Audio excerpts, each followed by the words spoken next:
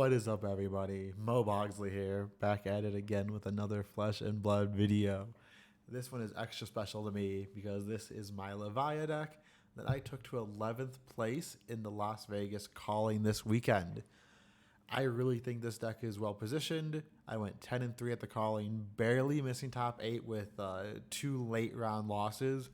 I lost round 11 and round 12, so unfortunately I did not make top 8 on tiebreakers, but I do think this deck has legs. I think this deck is in a great position in the meta right now, and let's go over why. So starting off with the equipment, there's nothing special here. You have Carrion Husk, Crown of Providence, Grasp of the Darkness, 2 Claws, and Scabskin Leathers. This is the equipment I want into most of the matchups in the field. This is my go-to default equipment suite. Now let me tell you guys something. I rolled Scab Skins a total of 3 times all tournament. 3.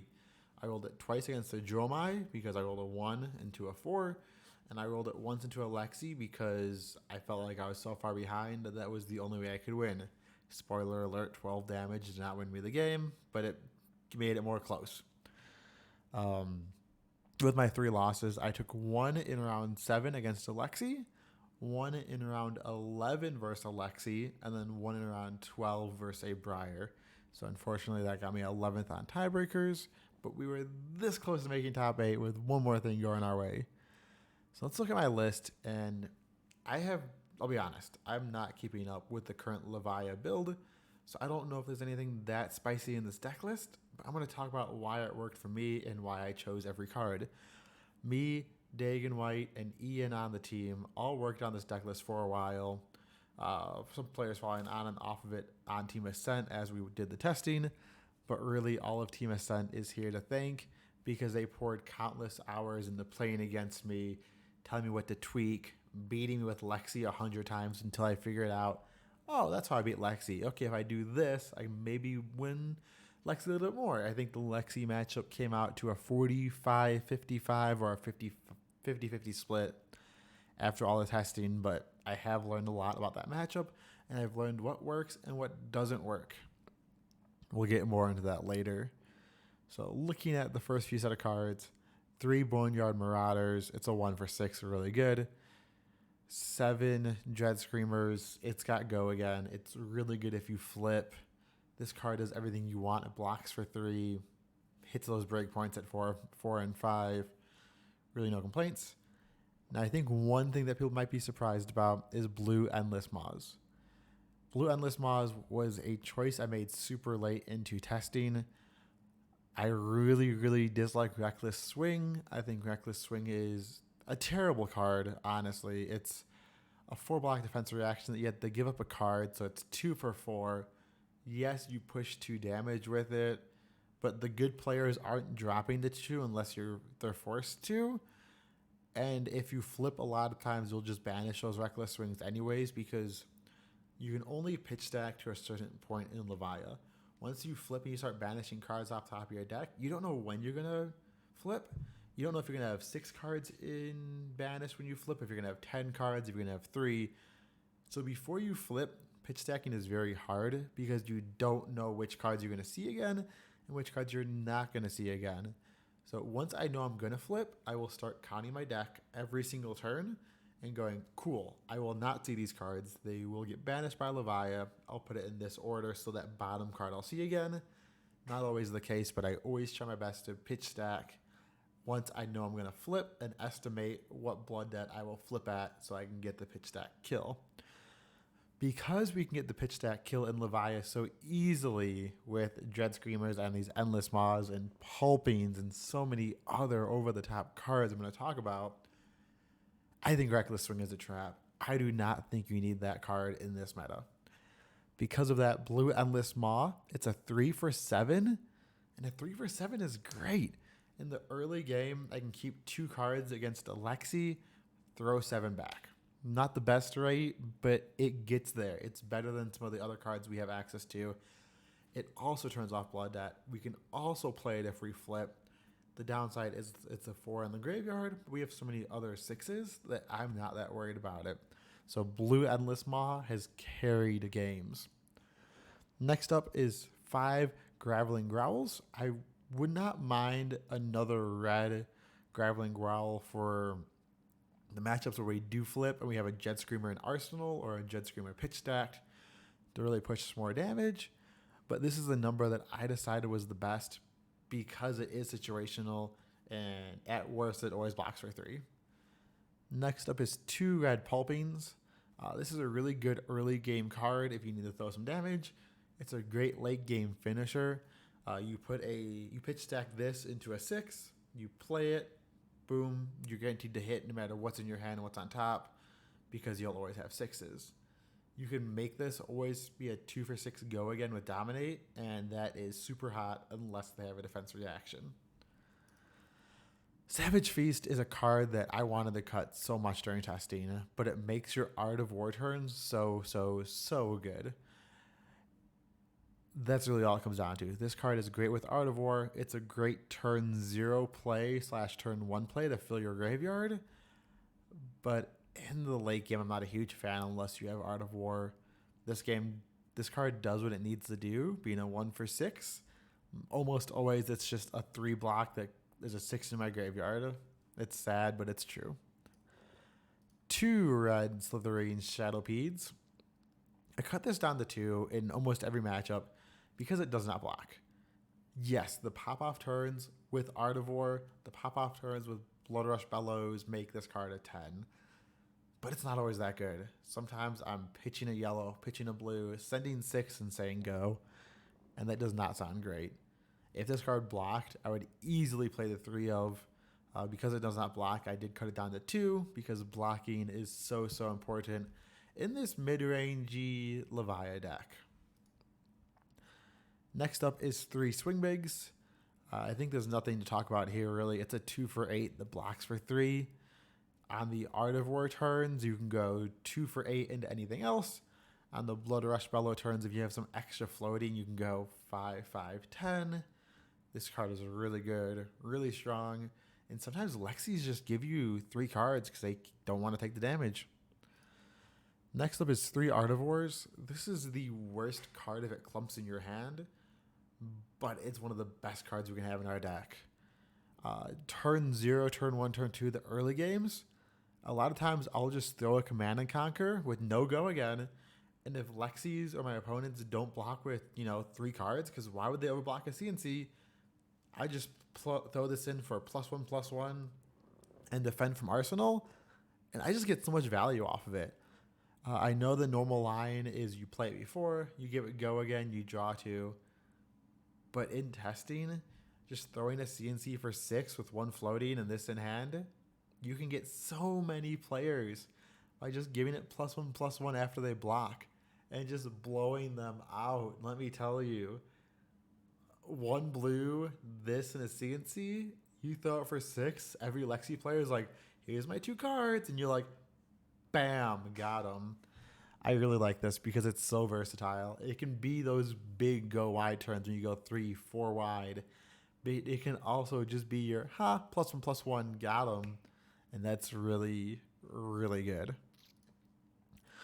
Next up is Beast Within. It's a yellow. It blocks 3. You can play it early for a 3 for 6. And the pop-off value with Blood Rush Bellows is too good. Other notable mentions, which I'm sure most of you know, is when Lexi makes you discard a card, you discard this for free value. When Icelander makes you discard cards, you discard this for free value. I like value, so this card is great. Next up is Blood Rush Bellow. If you can pitch stack one of these cards and count your flip stack, you will never lose a game to Fatigue. If you can go, I'm going to banish 5 cards, then 4 cards, then 3 cards, then 2 cards, and you can count where you're going to be in your pitch stack, and you can pitch 2 blues below this, you just go 5, 5, Red Dread Screamer from Banished, and you just push so much damage, they will never come back in that game. Also, it's just good normally when you draw it, you just play it, and you win the game that way. One yellow Hungering Slaughter Beast. It's a 2 for 6. It's not great. It clears my Banish when I need it to. It's a 3 block. Honestly, I just wanted another yellow that wasn't Mark of the Beast, so this is where we ended up. I think Mark of the Beast can be a liability early against those aggressive Lexis and Briars. And I just wanted something that I can block with that wouldn't get banished instantly, but was still a yellow. 2 Mark of the Beast. What I said still qualifies. I do not like this card that much in Levia, but it is a failsafe that makes it so we won't take Blood Debt as often, because guess what? I did take accidental Blood Debt over the tournament. It will happen. But this is a failsafe. If you can throw it in Arsenal, you can get rid of it with Crown if needed in the late game, but you'll always have that oopsies 2 for 6, and it's really good. Next up is 3 Barraging Beatdown Blues. I'll be honest, Mansant at the Battle Hard in Chicago told me to play this card. I didn't even think about it in Levia, and this card is amazing. It's another pitch stack kill for opponents. You can double intimidate them, throw a Jet Screamer into anything, and they just can't block it all. Even just throwing a red Jet Screamer, get 2 cards, play Beatdown, throw another 6. They just leak so much damage with this card that I cannot see a world where I don't play this. And I was testing a 4th one being a yellow, just because the upside of Intimidate is so strong once we flip. Next up is 3 Convulsions from the Bellows of Hell. It's a blue. It's another pitch stat card. It can be okay early game to turn off Blood Debt. Against a super tight game, I have just pitched a blue, played this, and said go to make sure I don't die to Blood Debt, to make sure I don't flip before I want to. So it is a way to turn off Blood Debt, but normally it is the +1 dominate for the kill. Next up is Deadwood Rumbler. I'll be honest, I do not like this card. This card never feels good to play. It never feels good to draw, but it's a blue 6, and sadly, we need to play blue 6s, so this card made the cut. It was really good against 1-5 over the weekend when I banished the Phoenix Flame on turn 1, but besides that, I just don't feel good about this card, honestly. Not much to say about it.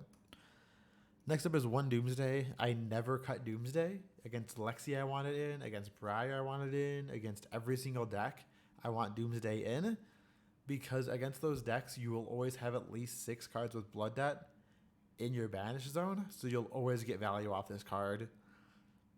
So many times I've just kept this, played Doomsday, swung 6, and then flipped.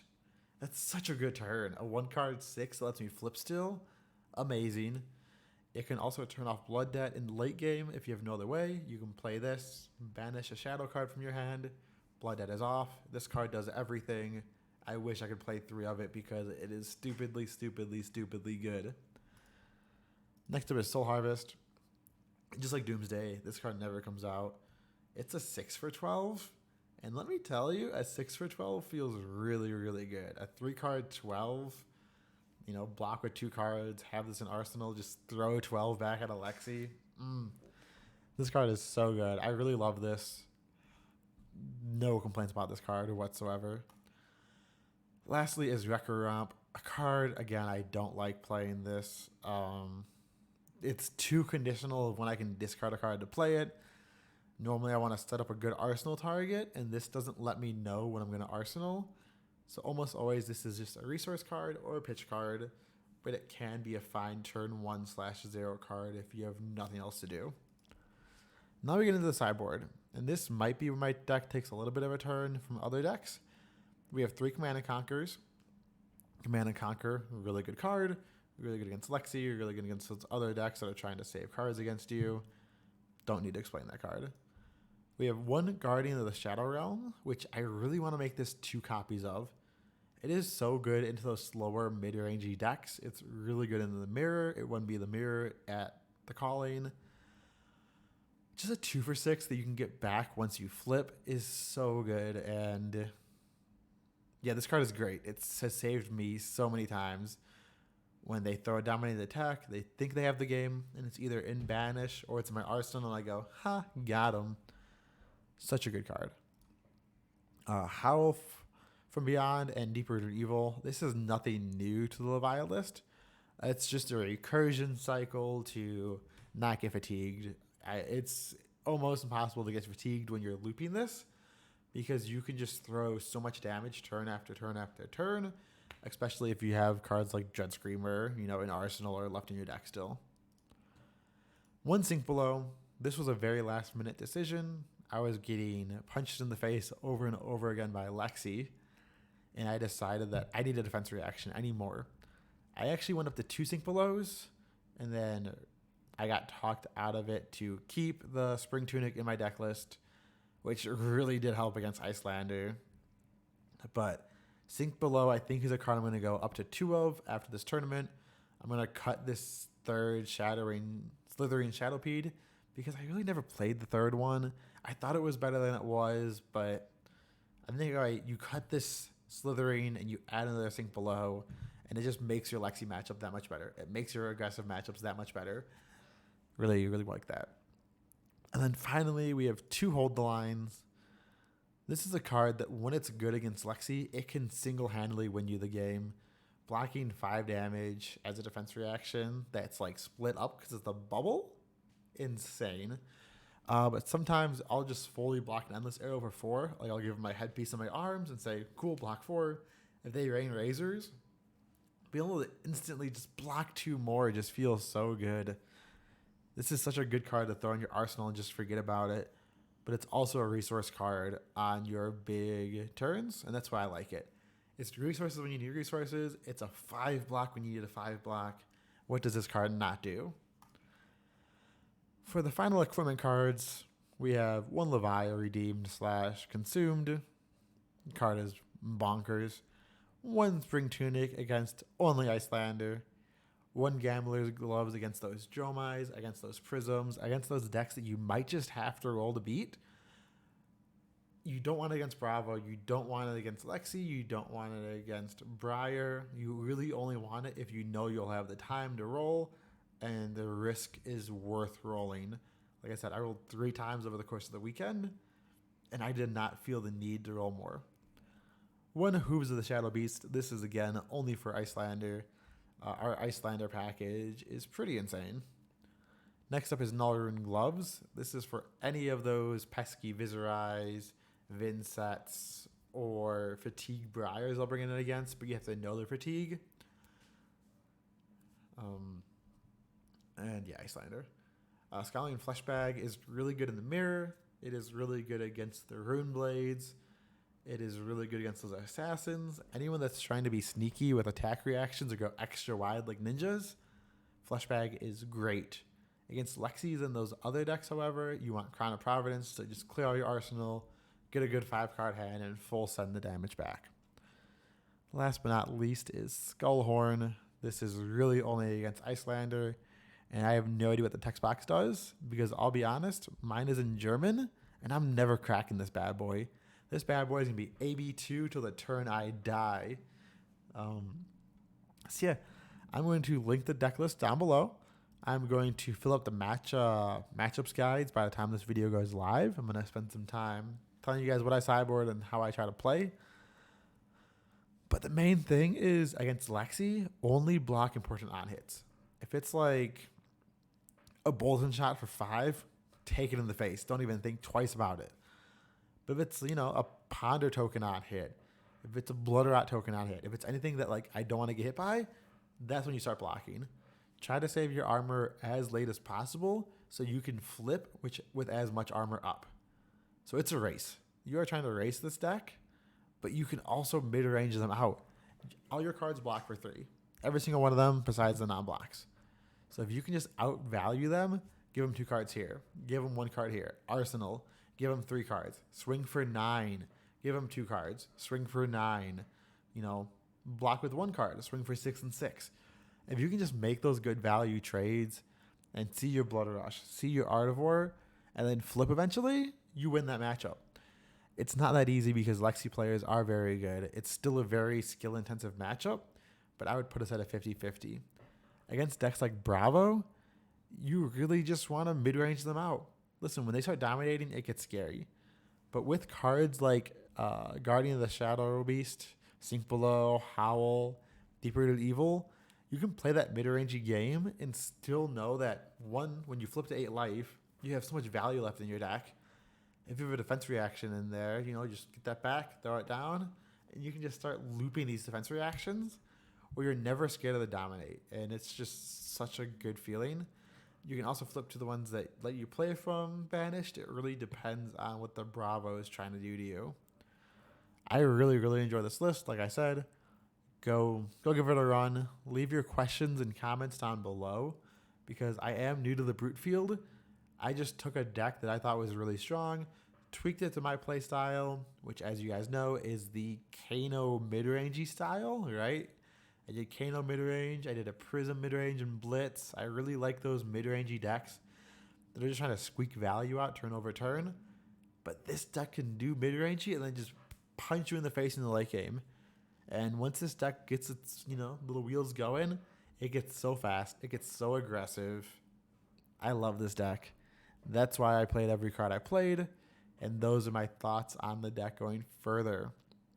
Like I said, I got 11th place with this deck. I was the only Levia to make day 2. If we take a look at this, there was a 3% conversion rate, aka just me. And I took it to 11th, barely missing the top 8. So this deck is the real deal. Go pick it up. Go play Levia. I'll see you guys all in the next one.